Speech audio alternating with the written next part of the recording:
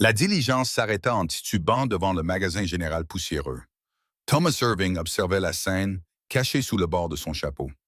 Le conducteur sauta à terre pour ouvrir la portière.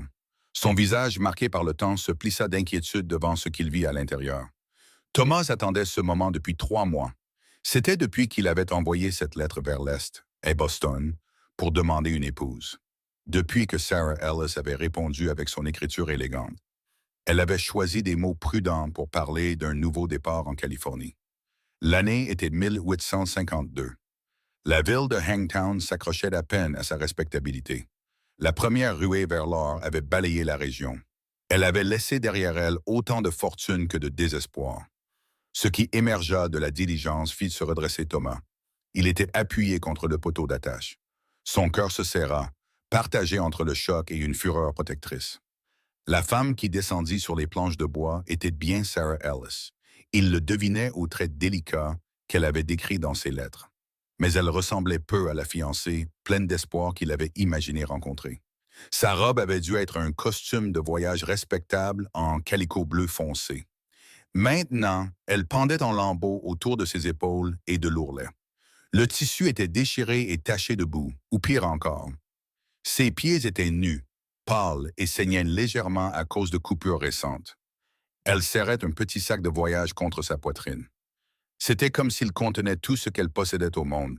Ses cheveux auburn foncés s'étaient échappés de leurs épingles. Ils tombaient autour de son visage en mèches folles et emmêlées. Ses yeux verts avaient un regard traqué et épuisé. Cela donna à Thomas l'envie de trouver le responsable et de le faire payer. Mademoiselle Ellis, demanda-t-il en s'avançant. Il ôta son chapeau par respect, malgré l'état désordonné de la jeune femme. Je suis Thomas Irving. Elle tressaillit à son approche, puis sembla se forcer à se tenir plus droite. Elle leva le menton avec une dignité qui l'impressionna malgré tout. Monsieur Irving, dit-elle. Sa voix était rauque, comme si elle avait pleuré ou crié, ou les deux. Je m'excuse pour mon apparence. Il y a eu des problèmes sur la route. Le conducteur de la diligence, un homme grisonnant nommé Henderson, s'éclaircit la gorge. Des bandits nous ont attaqués il y a 2 jours, dit-il sombrement. Ils ont pris tout ce qu'ils pouvaient aux passagers. Mademoiselle Ellis, ici présente, s'est battue quand ils ont essayé de prendre la broche de sa grand-mère. Ils l'ont brutalisée et ont jeté ses affaires dans les broussailles. Nous avons réussi à retrouver son sac, mais sa malle a disparu.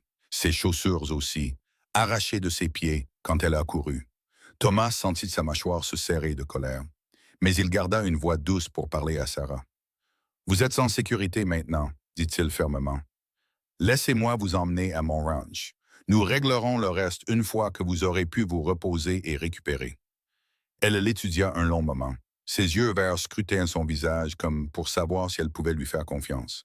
Finalement, elle fit un petit signe de tête. Merci, chuchota-t-elle. Il voulait la soulever dans ses bras sur le champ pour l'éloigner des regards. Les habitantes de la ville s'étaient rassemblées pour observer ses retrouvailles. Mais il sentit qu'elle avait déjà subi assez d'humiliation. Au lieu de cela, il lui offrit son bras. Après un moment d'hésitation, elle le prit. Elle s'appuya sur lui plus lourdement que sa fierté ne l'aurait probablement voulu. Il pouvait la sentir trembler à travers le tissu déchiré de sa manche. « Mon cheval est juste là », dit-il en la guidant avec précaution. Son robuste hongre-bail attendait patiemment. Le cheval sentit que quelque chose n'allait pas et hennit doucement. Il resta parfaitement immobile pendant que Thomas aidait Sarah à monter. Elle grimaça lorsque ses pieds blessés trouvèrent les étriers. Sans réfléchir, Thomas tendit la main et retira doucement ses pieds du métal. Il les laissa pendre librement. « Tenez-vous simplement, dit-il. Je marcherai à côté de vous. Ce n'est pas loin jusqu'au ranch, peut-être 3 miles. » Elle le regarda avec une expression d'émerveillement. C'était comme si la simple gentillesse était un cadeau inattendu. Ce regard lui en dit plus sur ce qu'elle avait enduré que n'importe quel mot. Thomas prit les rênes et commença à guider le cheval dans la rue principale de Hangtown. Il était conscient des murmures qui les suivaient, mais il ne se souciait pas du tout de ce que les commères pouvaient dire. Madame Patterson, qui tenait la pension de famille, cria quelque chose. C'était peut-être de la sympathie ou de la simple curiosité. Thomas ne ralentit pas pour le savoir. Son seul souci était d'emmener Sarah dans un endroit sûr et chaud. Elle devait pouvoir se remettre de l'épreuve qui l'avait amenée à lui dans un tel état. La marche vers son ranch lui donna le temps de réfléchir. Il regardait parfois en arrière vers la femme qui montait son cheval. Elle gardait le dos droit malgré son épuisement. Il se demandait quelle force il avait fallu pour continuer ce voyage après un tel traumatisme. Ses lettres avaient été pleines d'une détermination tranquille. Elle y décrivait une vie à Boston devenue étouffante après la mort de ses parents. Elle dépendait d'une tante qui lui rappelait sa charité à chaque parole amère. Sarah avait travaillé comme couturière, lui avait-elle dit, mais les gages suffisaient à peine à la nourrir. La perspective de passer sa vie dans cette petite chambre froide l'avait poussée à répondre à son annonce. Thomas avait été honnête dans ses propres lettres sur la vie en Californie. Il dirigeait un ranch de bétail avec l'aide de 2 ouvriers. C'étaient des frères mexicains nommés Carlos et Miguel. Ils étaient avec lui depuis qu'il avait réclamé cette terre il y a 3 ans. Le travail était dur, l'isolement considérable et le confort rare. Mais la terre était de la sienne. Il l'avait achetée avec l'or qu'il avait trouvé dans la rivière American. Il avait réalisé que l'élevage stable valait mieux que le pari de la prospection. Il avait dit à Sarah qu'il avait 30 ans. Il lui avait dit qu'il savait lire, écrire et faire ses comptes. Il avait été élevé dans le Missouri par des fermiers honnêtes. Ils lui avaient appris la valeur du travail acharné et de l'honnêteté. Il ne lui avait pas dit qu'il se sentait seul jusqu'à la moelle des os. Le ranch semblait vide malgré ses 200 acres et son troupeau grandissant. Il voulait une famille avec une envie féroce qui le tenait parfois éveillé la nuit. En la regardant maintenant, meurtri et pieds nus, mais tenant bon, Thomas sentit quelque chose changer. Ce n'était pas ainsi qu'il avait imaginé commencer leur vie ensemble, mais c'était peut-être plus honnête ainsi. L'Ouest ne dorlotait personne.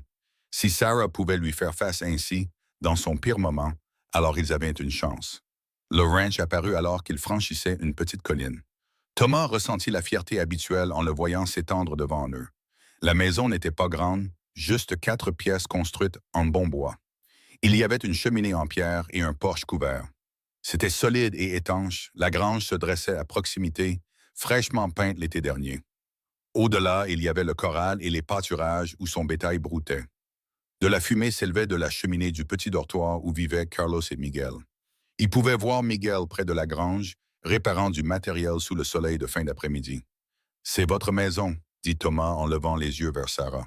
« Notre maison, si vous le voulez toujours. » Elle fixa le ranch, et pour la première fois, la tension sembla quitter ses épaules. « Cela a l'air paisible », dit-elle doucement. « J'avais oublié à quoi ressemblait la paix. » Miguel avait remarqué leur approche et marchait vers eux. Son expression curieuse se transforma en inquiétude en voyant l'état de Sarah. Thomas leva la main en guise de salut.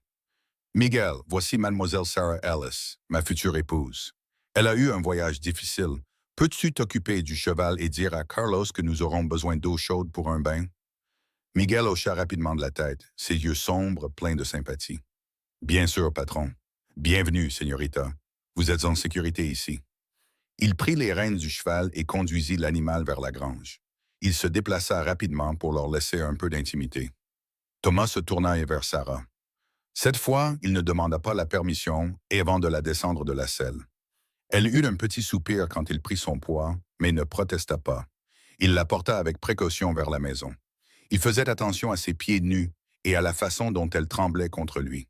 Elle était plus légère qu'il ne l'avait prévu. Il se demanda quand elle avait mangé un vrai repas pour la dernière fois.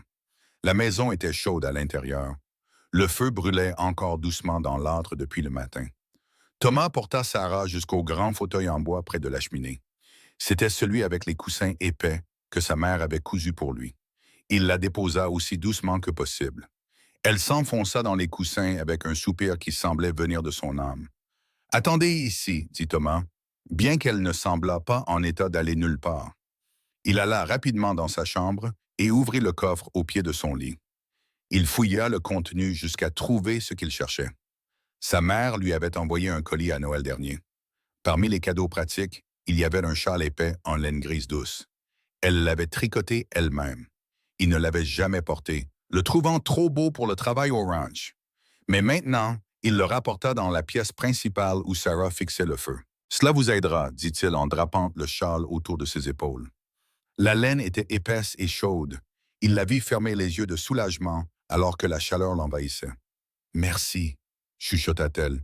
Vous devez penser que je suis dans un état terrible.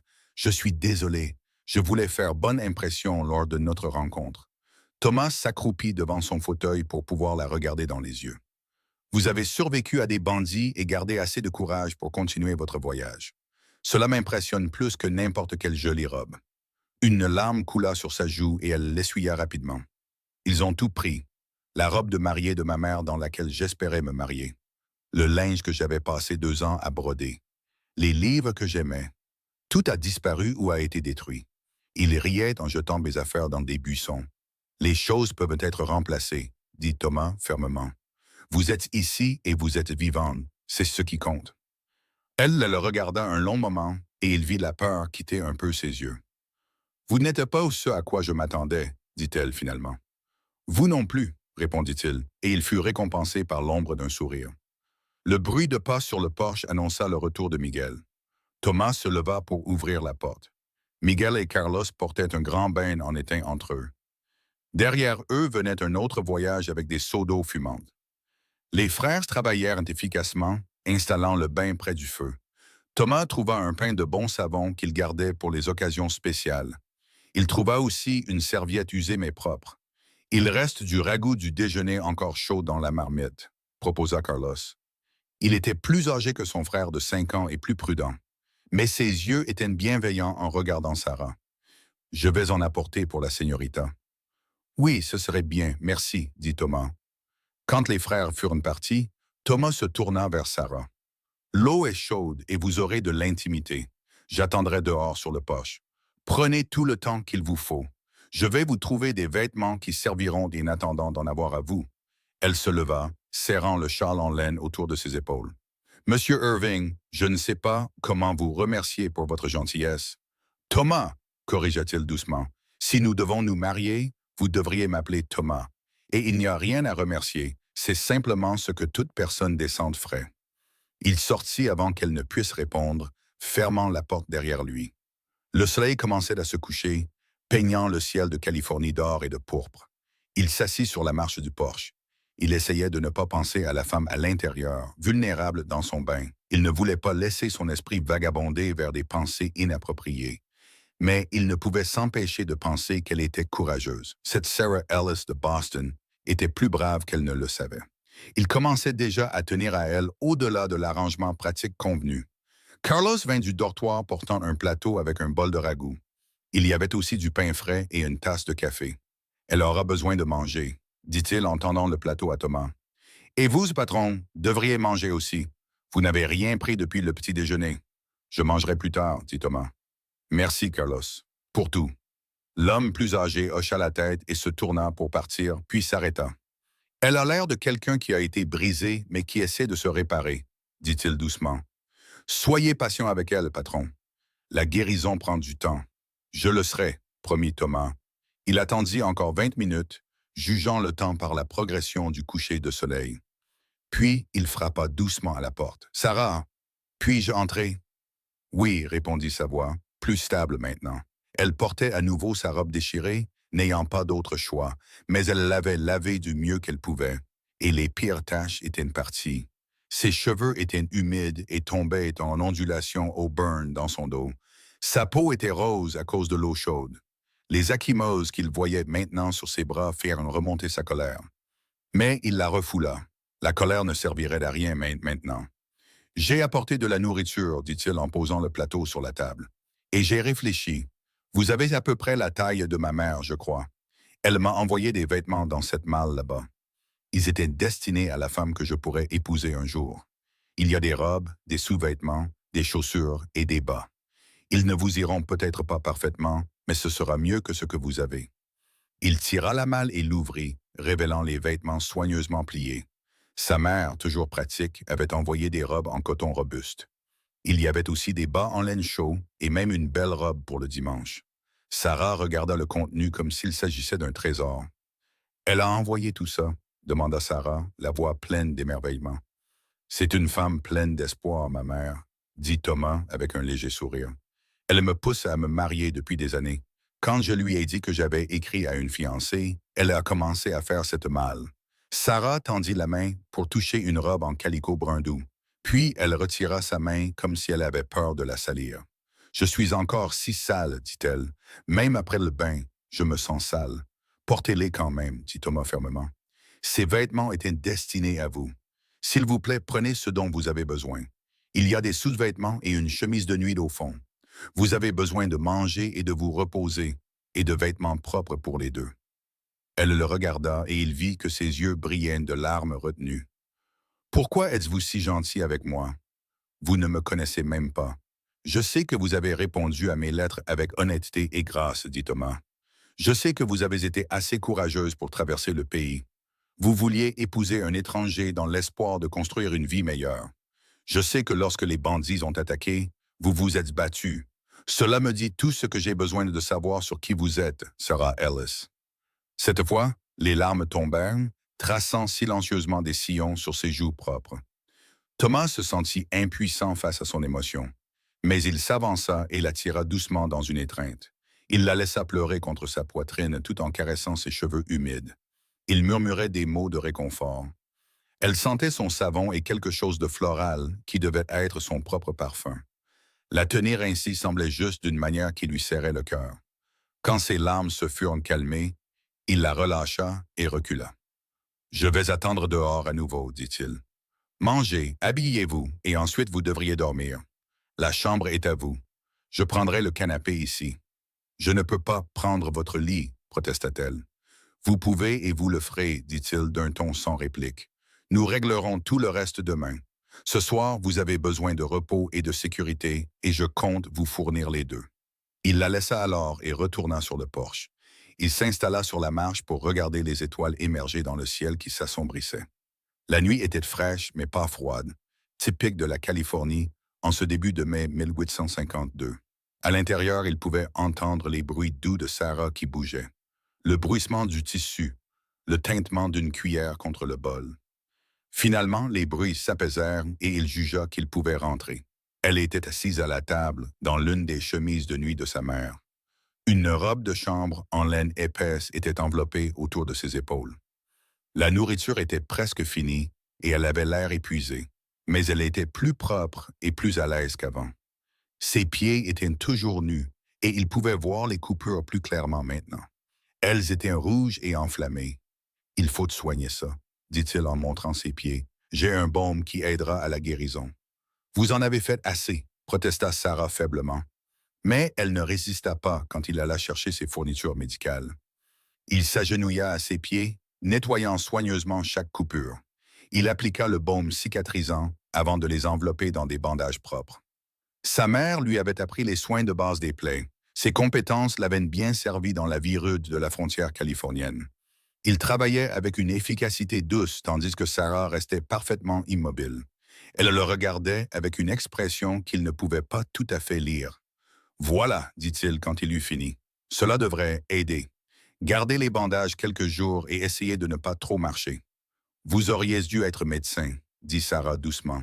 « Je suis heureux d'être éleveur, » répondit Thomas avec un sourire. « Bien que j'admette que soigner le bétail est généralement moins délicat. » Elle rit, un vrai rire qui transforma son visage fatigué en quelque chose de magnifique.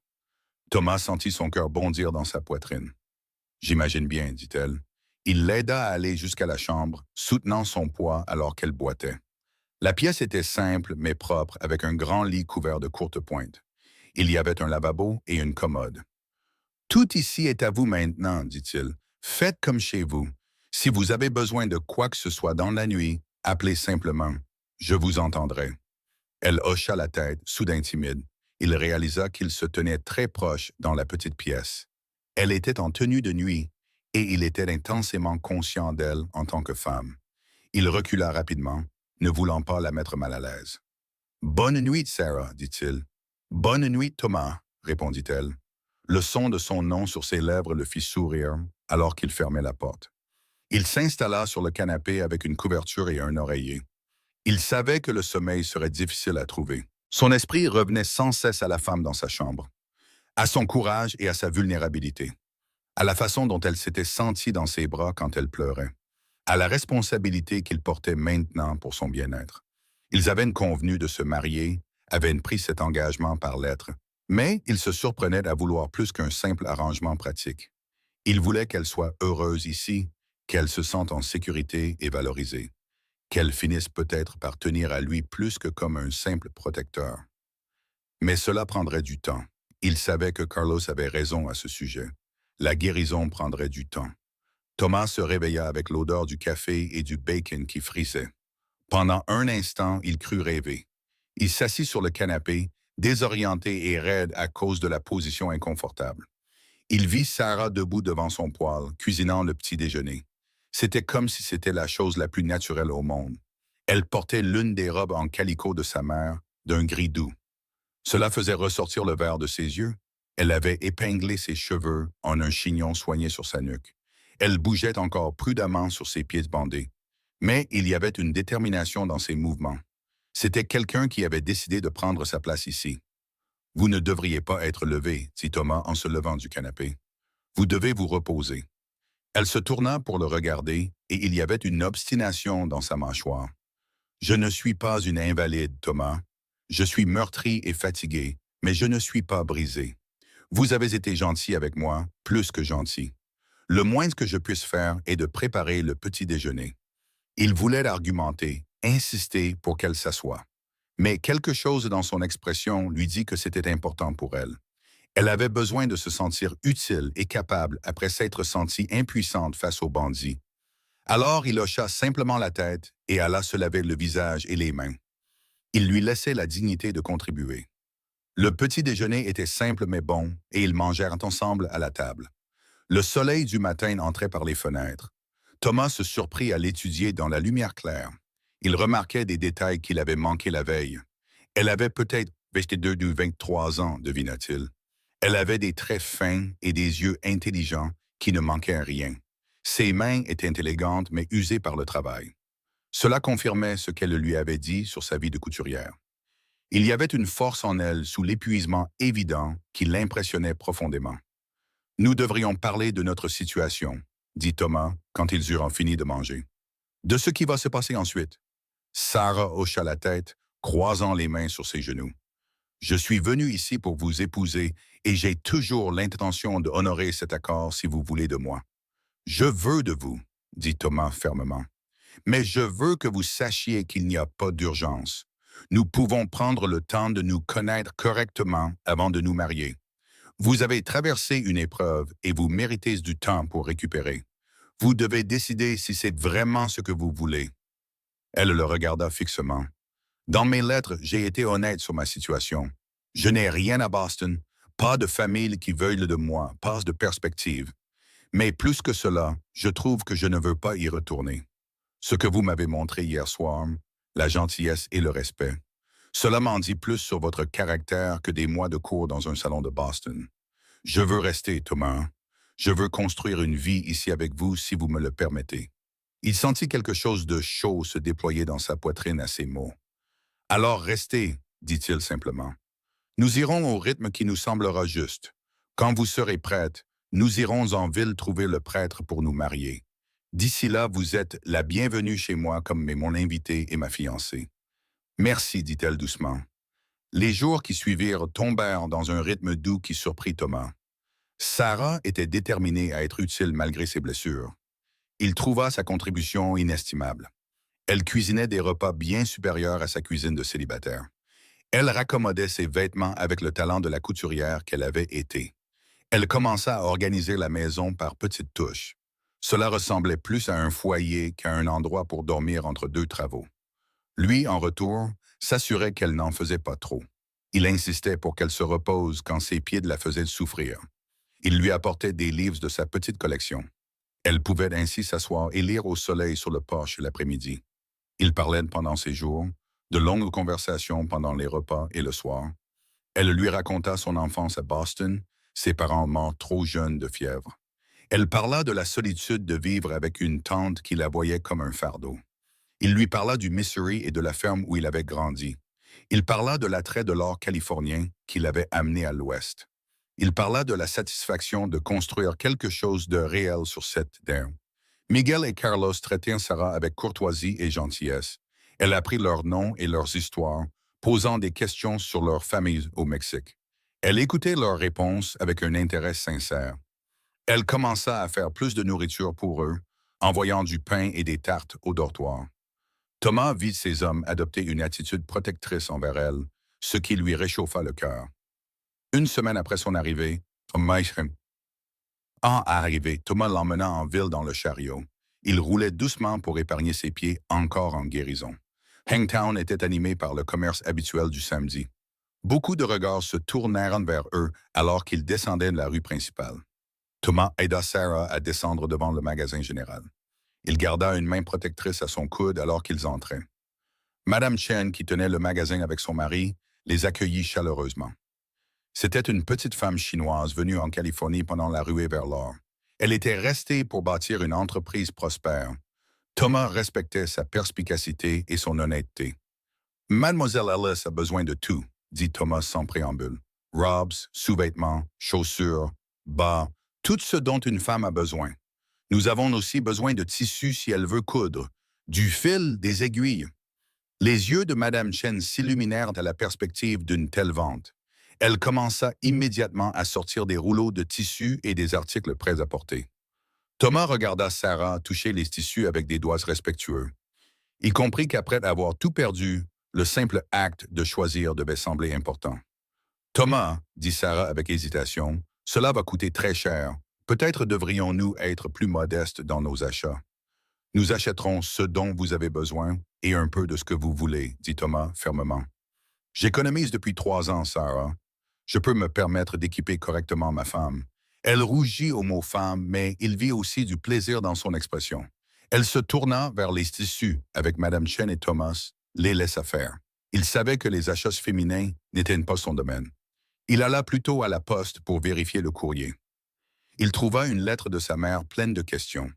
Elle demandait si les vêtements étaient arrivés et s'il avait trouvé une épouse. Il sourit en la glissant dans sa poche pour y répondre plus tard. Il savait que sa mère serait ravie d'apprendre que Sarah était arrivée et qu'il tombait amoureux d'elle contre toute attente. Quand il retourna au magasin une heure plus tard, Sarah et Madame Chen avaient rassemblé beaucoup de choses. Il y avait 3 robes prêtes à porter, du tissu, des sous-vêtements et des chemises de nuit. Une paire de chaussures robustes et une plus délicate pour le dimanche, des bas, une cape chaude, un nouveau châle, du matériel de couture, une brosse à cheveux et des épingles, et divers autres articles. La facture était substantielle, mais il la paya sans hésiter. Il savait que Sarah avait besoin de ces choses. Leur fournir était à la fois son devoir et son plaisir. Ils firent un dernier arrêt avant de quitter la ville à la petite église blanche. Le révérend Matthews était un prédicateur itinérant qui servait Hangtown et d'autres camps miniers. Par chance, il était en ville ce jour-là. C'était un homme mince aux yeux bienveillants. Il écouta attentivement Thomas expliquer leur situation. « Nous voudrions nous marier, dit Thomas, avec Sarah debout tranquillement à côté de lui. « Quand cela vous conviendra, révérend. Vous connaissez-vous depuis longtemps? Demanda le révérend. Nous correspondons depuis 3 mois, dit Thomas. Mademoiselle Ellis est arrivée de Boston la semaine dernière. Le révérend hocha la tête pensivement. Un mariage par correspondance. C'est de plus en plus courant par ici. Eh bien, je ne vois aucune raison de retarder si vous êtes tous les deux certains. Je pourrais célébrer la cérémonie samedi prochain si cela vous convient. Cela vous donnera le temps d'organiser des témoins et peut-être une petite fête. Thomas regarda Sarah, levant les sourcils en guise de question. Elle hocha la tête, les joues rouges. « Samedi prochain serait parfait, dit-il. » Ils rentrèrent chez eux en fin d'après-midi, le chariot chargé de paquets. Sarah était silencieuse et Thomas se demandait ce qu'elle pensait. Était-elle nerveuse? Elle nerveuse à propos du mariage ou simplement fatiguée? Quand ils arrivèrent au ranch, il porta les paquets à l'intérieur. Elle supervisait, lui indiquant où mettre les choses avec une confiance croissante. Ce soir-là, après le dîner, ils s'assirent ensemble sur le porche pour regarder le coucher de soleil. C'était devenu leur habitude, ce moment calme quand le travail était fini. Thomas avait sorti une 2e chaise pour qu'ils puissent s'asseoir côte à côte. Il trouvait ces moments parmi les plus paisibles de sa vie. « Êtes-vous certaine pour samedi prochain? » demanda-t-il.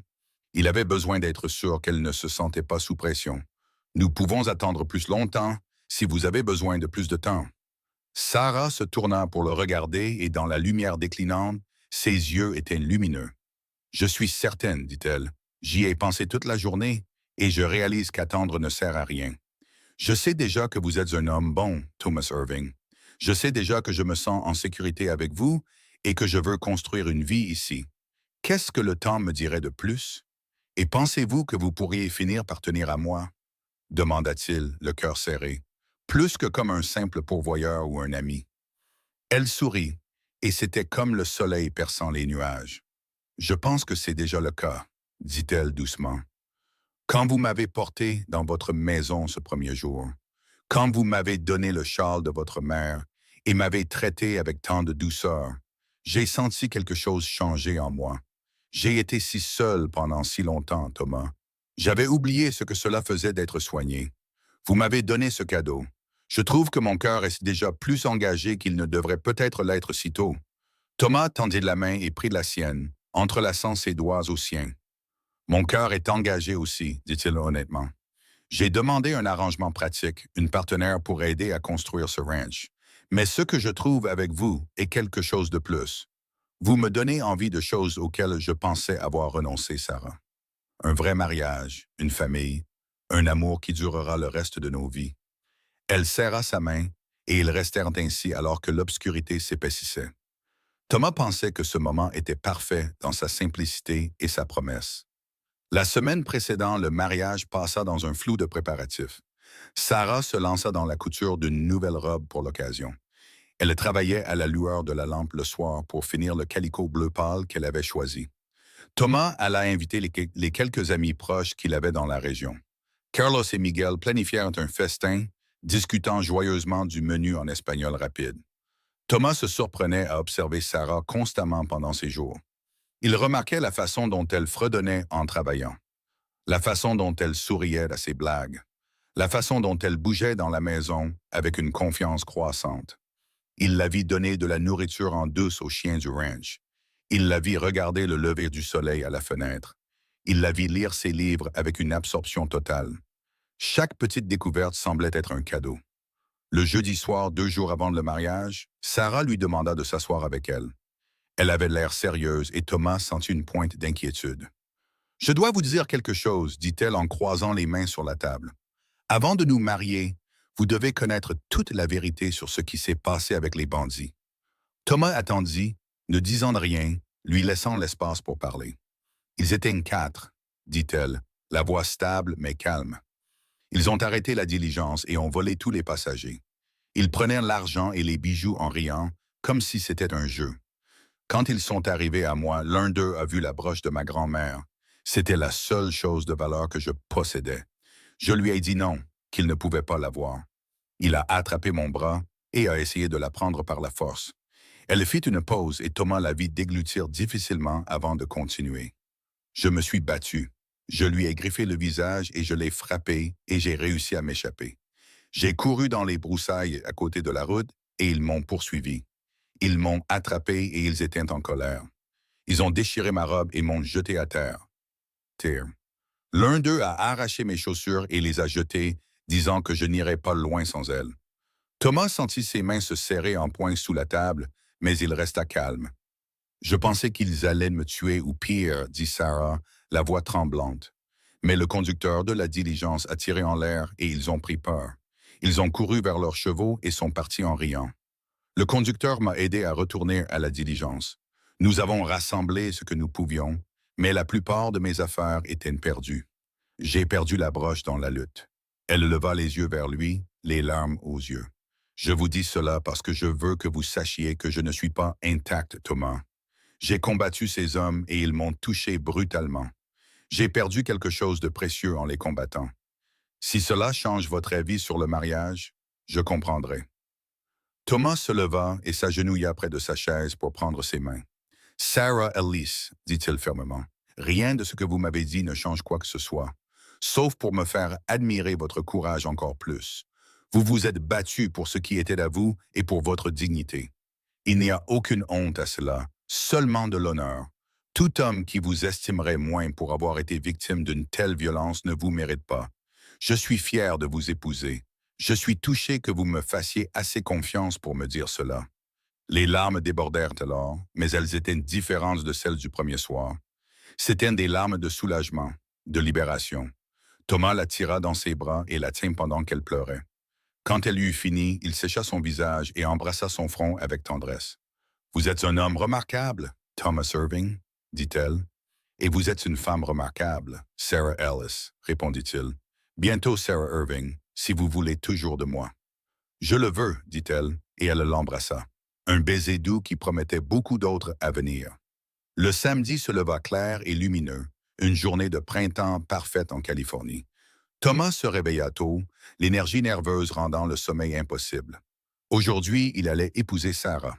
Il s'habilla soigneusement avec ses meilleurs vêtements. Une chemise blanche, un pantalon sombre, des bottes cirées. Il pouvait entendre Sarah bouger dans la chambre. Carlos et Miguel étaient déjà partis en ville avec le chariot plein de nourriture. À leur retour, Miguel vint à la porte avec un paquet. « Pour la señorita », dit-il avec un sourire. De la part de Madame Chen au magasin, elle a dit que chaque marié a besoin de fleurs. À l'intérieur se trouvait un magnifique bouquet de fleurs sauvages. Thomas frappa doucement à la porte de la chambre.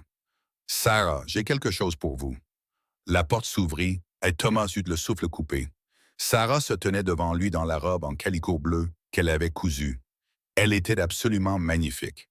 La robe lui allait parfaitement et elle avait coiffé ses cheveux avec élégance. Son visage rayonnait de bonheur et de nervosité. « Vous êtes magnifique, dit-il, la voix rauque d'émotion. Elle rougit et sourit. « Merci. Vous êtes très beau vous de même. » Il lui tendit le bouquet et elle enfouit son visage dans les fleurs. « Elles sont parfaites, dit-elle. » Ils allèrent en ville ensemble dans le chariot. Thomas ne pouvait s'empêcher de la regarder, n'en croyant pas sa chance. À l'église, une petite foule était déjà rassemblée. Le révérend Matthews attendait sur les marches. Il y avait Madame Chen et son mari, le conducteur Henderson et quelques voisins. À l'intérieur de l'église simple, Thomas Irving épousa Sarah Ellis. Il prononça ses vœux clairement, promettant de l'aimer et de la protéger. Sarah prononça ses vœux avec la même clarté, la voix forte malgré des larmes. Quand le révérend les déclara mari et femme, Thomas embrassa Sarah avec tendresse. La petite congrégation applaudit. La fête qui suivit eut lieu au ranch avec des tables sous les arbres. Carlos et Miguel s'étaient surpassés pour le festin. Quelqu'un sortit un violon et il y eut de la musique et de la danse.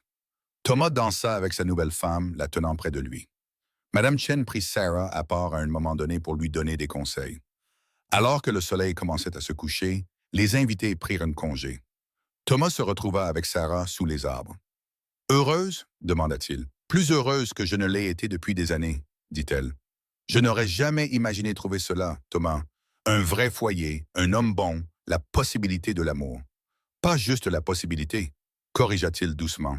« Je vous aime, Sarah. Je sais que cela ne fait que 2 semaines, mais je vous aime vraiment. » Elle se tourna vers lui. « Je vous aime aussi, dit-elle.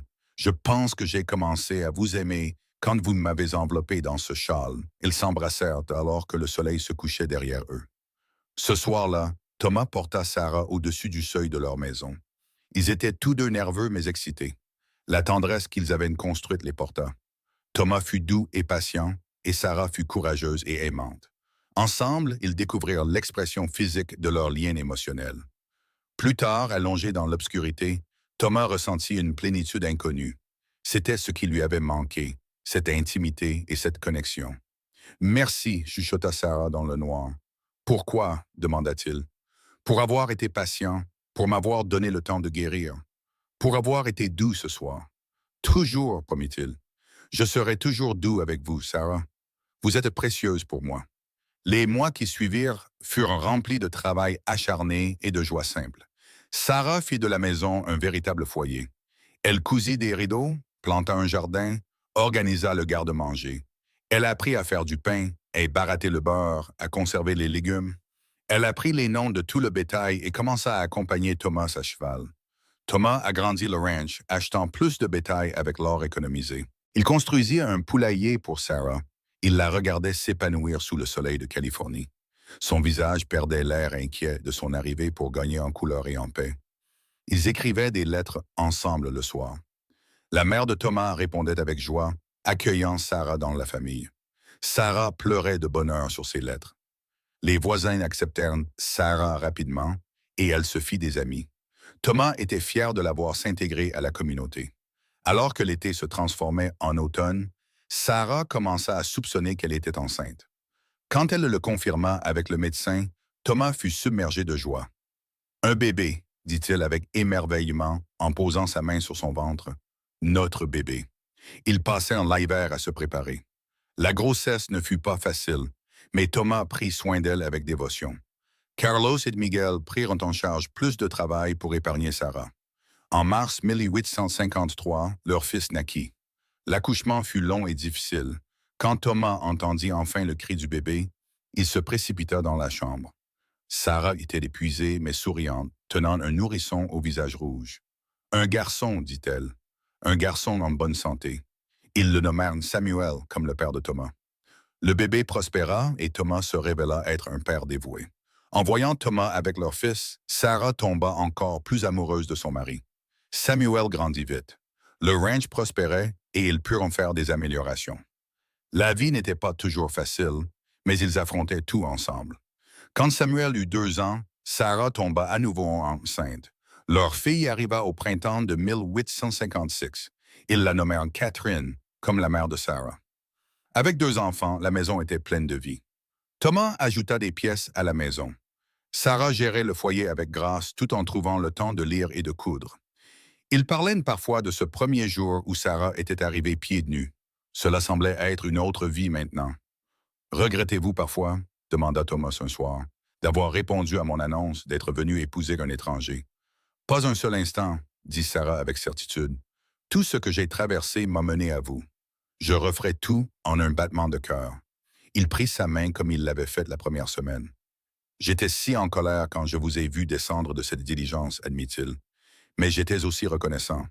Reconnaissant que vous ayez eu le courage de continuer. Vous avez rendu facile le fait de vous faire confiance, dit Sarah. Comment aurais-je pu ne pas tomber amoureuse de vous? Les années continuèrent de passer. Samuel devint grand et fort. Catherine était brillante et curieuse. En 1859, Sarah donna naissance à des jumeaux, James et William. La maison explosa d'encore plus de bruit et d'activité. Thomas devint connu comme un éleveur honnête et compétent, mais il ne laissa jamais le travail le consumer, gardant du temps pour sa famille. Sarah trouvait une profonde satisfaction dans son rôle de mère et d'épouse. Elle maintenait aussi ses propres intérêts, créant une petite bibliothèque en ville. Leur mariage restait fort à travers les années. Ils avaient appris à parler de leurs problèmes plutôt que de laisser le ressentiment s'installer. Pour leur 10e anniversaire de mariage en 1862, Thomas offrit une broche à Sarah. C'était une belle pièce en argent avec des pierres vertes. « Je sais que cela ne remplace pas celle de votre grand-mère, dit-il, mais je voulais que vous ayez quelque chose de précieux venant de l'amour. » « C'est parfait, » chuchota Sarah les larmes aux yeux. Alors que la guerre civile faisait rage à l'Est, la Californie restait relativement épargnée. En 1863, Thomas emmena sa famille dans le Missouri pour une visite. Ce fut un voyage difficile avec 4 enfants, mais Sarah géra tout avec calme. La mère de Thomas pleura en les voyant. Ils restèrent 6 mois avant de retourner en Californie. Le retour au ranch fut comme un soulagement profond pour Sarah. C'était là qu'elle appartenait. Les années continuèrent leur marche. Samuel, à 16 ans, était déjà un éleveur compétent. Catherine, à 14 ans, voulait devenir institutrice. Les jumeaux, James et William, avaient 11 ans et étaient pleins d'énergie. Un soir de 1867, Thomas regarda sa famille avec gratitude. 15 ans plus tôt, il était un célibataire solitaire. Maintenant, il avait une femme qu'il aimait, des enfants et un ranch prospère. « À quoi pensez-vous? » demanda Sarah plus tard. « Je pense au jour de votre arrivée, » dit Thomas. « À quel point j'avais peur que vous repartiez. Je me souviens d'avoir été terrifié, admit Sarah. Mais ensuite, vous m'avez enveloppé dans ce châle et je me suis senti en sécurité. Vous m'avez sauvé ce jour-là, Thomas. Nous nous sommes sauvés mutuellement, corrigea-t-il. Je vous aime, Thomas Irving, dit-elle. Et je vous aime, Sarah Irving, répondit-il. Et Thomas pensa que c'était à cela que ressemblait le bonheur éternel. Une vraie vie construite jour après jour par le travail et l'amour. Les années passèrent encore. Samuel se maria à 21 ans avec Elizabeth. Thomas l'aida à construire sa propre maison sur ses terres. Catherine devint institutrice et ouvrit une école à Hangtown. Les jumeaux grandirent et devinrent de solides jeunes hommes aimant l'élevage. En 1872, 20 ans après l'arrivée de Sarah, Thomas se sentit vieillir. Il avait 52 ans. Mais à côté de lui, Sarah dormait toujours paisiblement. Pour lui, elle était aussi belle que le jour où elle était descendue de la diligence. « Bonjour, Marie, dit-elle en se réveillant. « Bonjour, femme, répondit-il. C'était une journée ordinaire dans une vie extraordinaire. Ce soir-là, ils firent leur promenade habituelle autour de la propriété. Vous souvenez-vous, dit Sarah, de cette première semaine? Je me souviens de tout, répondit Thomas. Promettez-moi quelque chose, dit-il sérieusement. Promettez-moi que nous n'oublierons jamais ce qui nous a réunis. Je le promets, dit Sarah. Je me souviens d'être arrivé avec rien et d'avoir tout reçu. Je n'oublierai jamais, Thomas. Plus d'années passèrent. Catherine se maria avec un médecin. Les jumeaux se marièrent aussi. Thomas et Sarah eurent bientôt assez de petits-enfants pour remplir la maison. Pour leur 30e anniversaire de mariage en 1882, une grande fête fut organisée. Thomas raconta l'histoire de leur rencontre à la foule, l'histoire de la femme en robe déchirée et du cow-boy solitaire. Il la remercia d'avoir construit cette vie avec lui. « Vous êtes l'amour de ma vie, Sarah Irving, dit-il. » Thomas Irving vécut jusqu'à 73 ans. Il mourut paisiblement dans son sommeil en 1893. Ses derniers mots furent un simple « je t'aime » pour sa femme. Sarah vécut encore 7 ans, entourée de l'amour de ses enfants. Elle passa ses jours à écrire et à faire des courtes pointes. Quand on lui demandait le secret de son mariage, elle parlait de gentillesse. « Thomas a choisi la gentillesse, disait-elle. Et chaque jour après cela, nous avons continué à choisir la gentillesse. » Sarah Ellis Irving s'éteignit paisiblement en février 1900. Elle fut enterrée aux côtés de Thomas sur une colline surplombant le ranch. Leur pierre tombale portait l'inscription « Ensemble, ils ont construit un héritage d'amour. » Le ranch continua de prospérer sous la gestion de leurs descendants. L'histoire de la fiancée par correspondance et du châle en laine devint une légende familiale. Le châle fut préservé comme un héritage précieux. On racontait que l'on pouvait parfois avoir 2 figures marcher main dans la main au coucher du soleil. L'héritage de Thomas et Sarah Irving n'était pas seulement le ranch, mais l'exemple de leur amour. Un amour qui avait commencé par un acte de compassion. Leur histoire prouvait que le courage prenait de nombreuses formes et que la famille n'était pas seulement une question de sang, mais de liens forgés. Les descendants continuèrent de raconter leur histoire. Le ranch, agrandi et modernisé, gardait une partie d'origine comme un musée. Les visiteurs pouvaient voir les lettres et le châle en laine. Thomas et Sarah Irving avaient vécu de bonnes vies et aimaient profondément. Ils avaient prouvé que 2 étrangers pouvaient devenir des âmes sœurs. Et lors des soirées calmes, ceux qui connaissaient l'histoire ne pouvaient s'empêcher de s'en souvenir. De ce jour de mai 1852, quand un cow-boy solitaire avait choisi la gentillesse envers une femme effrayée, tant que l'on se souviendrait d'eux, ils vivraient. Toujours jeunes dans ces premiers moments d'incertitude et de possibilité, toujours liés par le choix de faire confiance et d'aimer. C'est ainsi que leur histoire se termine vraiment. Pas par une fin, mais par un héritage. Thomas et Sarah Irving ont laissé derrière eux la preuve que le véritable amour peut durer éternellement. Ils avaient vécu, ils avaient aimé. Et c'était là, finalement, le bonheur éternel qu'ils méritaient tous les deux.